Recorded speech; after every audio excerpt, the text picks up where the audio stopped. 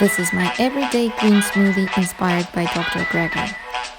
It's made with kale, water, black pepper, turmeric, ginger, amla powder, chia seeds, mustard seeds, cloves, and lemon peel.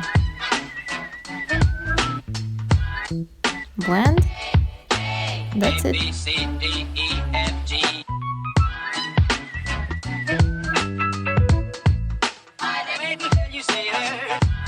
Let food be thy medicine.